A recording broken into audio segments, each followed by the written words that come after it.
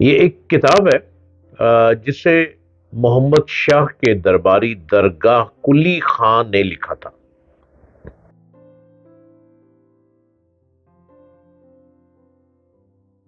Hello, السلام علیکم۔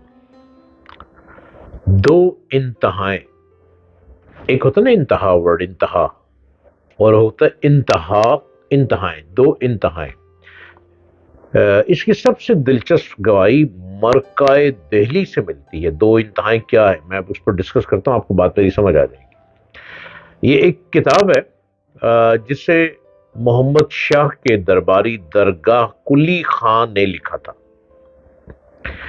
اور اس میں انہوں نے لفظوں سے وہ تصویریں کھینچی ہیں کہ اس زمانے کی جیتی جاگتی سانس لیتی دہلی آنکھوں کے سامنے آ جاتی ہے۔ دو انتہائیں جو کتاب ہے، اس کتاب کے مطالعے سے ایک عجیب بات سامنے آتی ہے کہ صرف بادشاہ ہی نہیں، اہل دہلی کی زندگی دو انتہاؤں کے درمیان پینڈولم کی طرح سفر کرتی تھی۔ ایک طرف تو وہ عیش و عشرت سے لبریز زندگی بسر کرتے تھے، جب اکتا جاتے تو سیدھے اولیاء کے آستانوں کا رخ کرتے تھے، جب وہاں سے دل بھر جاتا تو دوبارہ زندگی کی رنگینیوں میں پناہ لیتے تھے۔ مرکائے دہلی میں آ حضور کے قدم شریف، قدم گاہ حضرت علی نظام الدین اولیاء کا مقبرہ، قطب صاحب کی درگاہ اور درجنوں دوسرے مقامات کا ذکر کیا ہے جہاں عقیدت مندوں کی بھیڑ رہتی ہے۔ کتاب میں لکھا ہے کہ یہاں اولیاء کرام کی اتنی قبریں ہیں کہ ان پر بہشت بھی رشک کرتی ہے۔ ایک طرف یہاں 11ویں شریف ساری دہلی میں بڑی دھوم دھام سے ہوتی ہے، جھاڑ فانوس سجائے جاتے ہیں، اور سما یعنی قوالی پر کیف محفلیں ہوتی ہیں، پر کیف محفلیں ہوتی ہیں۔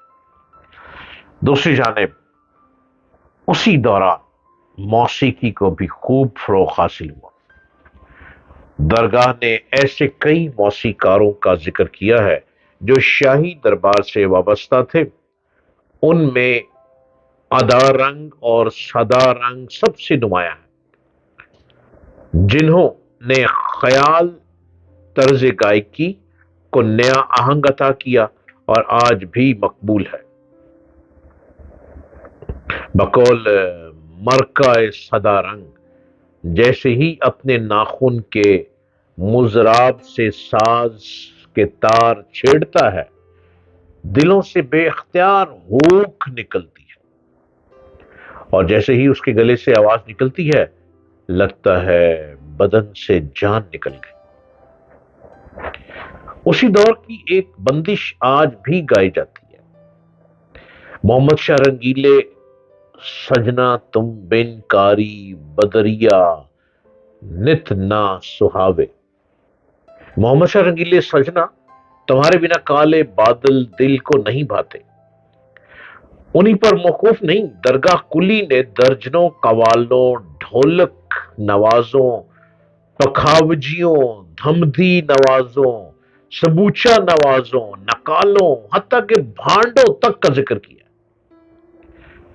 جو شاہی دربار سے وابستہ تھے۔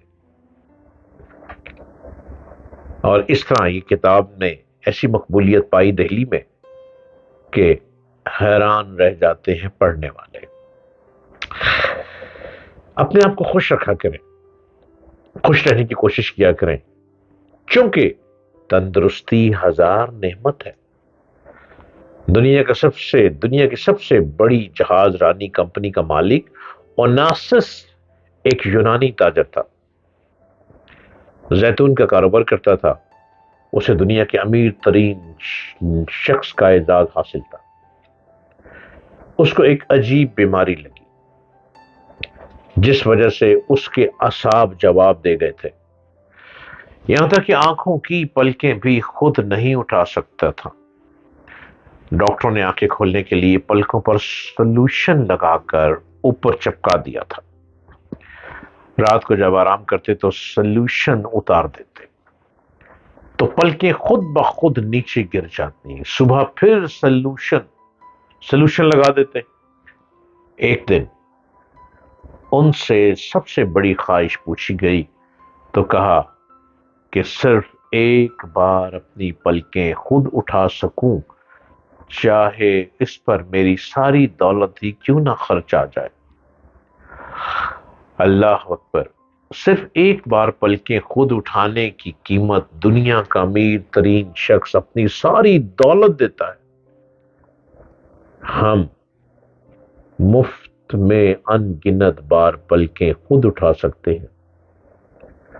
دل ایک خودکار مشین کی طرح بغیر کسی چارجز کے دن میں اوسطاً 1,00,000 مرتبہ دھڑکتا ہے۔ آنکھیں 1,00,00,000 رنگ دیکھ سکتی ہیں۔ زبان، کان، ناک، ہونٹ، دانت، ہاتھ، پاؤں، جگر، معدہ، دماغ، پھیپھڑے، پورے جسم کے اعضاء آٹومیٹک کام کرتے ہیں۔ ایسے کریم رب کی ہر نعمت کا شکر ادا کرنا اور اس کو راضی کرنے کی پوری کوشش کرنی چاہیے۔ رب راضی تے جگ راضی، جگ راضی تے تن راضی، تن راضی تے دھن راضی۔ یہ سب کچھ رضا اس وقت ہے جب اللہ رب العزت راضی ہوتا ہے۔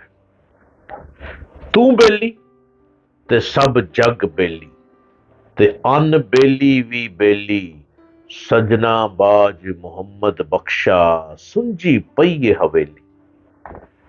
تندرستی اسی وقت مل سکتی ہے جب آپ میرے رب العالمین کے آگے جھکتے رہیں، سجدہ پہ سجدہ کرتے رہیں، تسبیح کے دانوں پہ اللہ کے ورد کو پکارتے رہیں، من کی دنیا میں ہو ہی کرتے رہیں، کبھی کوئی بیماری نہیں آئے گی۔